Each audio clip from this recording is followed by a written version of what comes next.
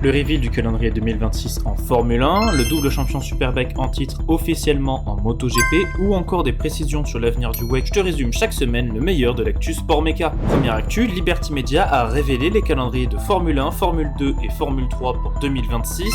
Peu de changements notables, hormis que la manche du Canada sera désormais après Miami et Imola remplacé par le tracé urbain de Madrid, qui cohabitera avec celui de Barcelone et viendra clore la tournée européenne après Monza. A noter qu'il sera aussi au calendrier des formules de promotion. Deuxième actu, après que Red Bull ait formulé une demande de dérogation la semaine dernière, la FIA a officiellement accordé sa super licence à Arvin Lindblad, malgré ses 17 ans, qui pourrait donc être mobilisé à tout moment en Formule 1, notamment lors de séances d'essais libres. Troisième actu, c'est désormais officiel, Toprak Razgatlioglu, double champion de Superbike, rejoint enfin le MotoGP après des années de discussions. Il ne sera donc finalement pas le fer de lance d'un projet BMW, mais rejoindra Yamaha Pramac dès 2026.